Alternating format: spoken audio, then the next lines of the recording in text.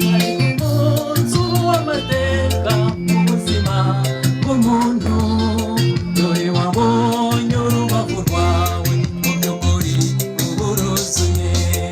Ibuka imyaka wamaze yose nta byishimo wari wigeze, ureba umwenyuremo gakeya maze umubwira uti ni wowe kana ko mu mara yanjye, uri gufa ryanjye wagaranya umubano wanjye.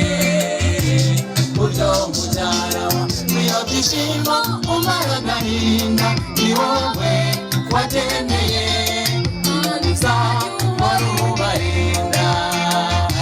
Inshuti y'umuryango ni wowe kana ko mu mara yanjye, uri gufa ryanjye wagaranya umubano wanjye. Buryo mubyara wa bino byishimo umara agahinda, ni wowe watemeye kandi uzajya uhora ubarinda. Inshuti y'umuryango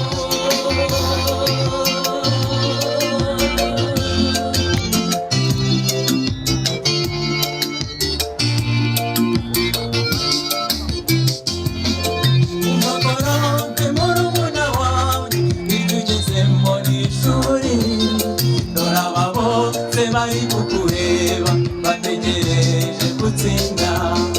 Dore twaje nk'abafana bawe dushaka ko udatsindwa, kandi mubwire iyo ufite abantu n'ibikomeye biroroha. Ndabona rimwe inshuti z'umuryango mwe muri hano, nimwe babyeyi n'abakuru babo bajyanama, mujye mukunda no kubasura kubw'inama nziza, nimujye inama Imana izabasanga muba amahoro.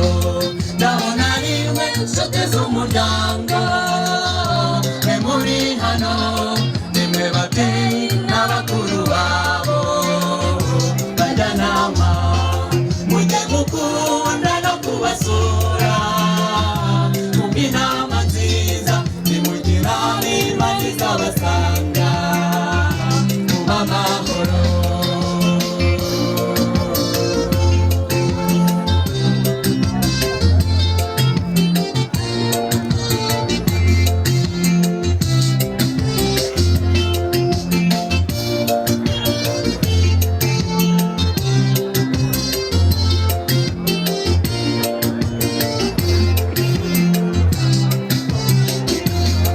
Bamuranje mushiki wanjye ndagusabye ujye wubaha umugabo n'amagara sheri, ikarabe mutware ibyo muzabirage n'urubyaro, Imana ibe nyambere kandi kubwire iyo ufite abantu n'ibikomeye biroroha.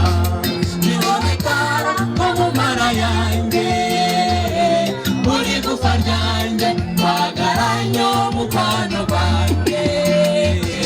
Buryo mubyara wa bino byishimo umara agahinda, ni wowe wabyemeye kandi uzajya uhora ubarinda. Inshuti y'umuryango ndabona rimwe inshuti z'umuryango mwe muri hano, nimwe babyeyi n'abakuru babo bajyanama, mujye mukunda no kubasura kubw'inama nziza, nimujye inama Imana izabasanga muba amahoro. Ndabona rimwe inshuti z'umuryango mwe muri hano,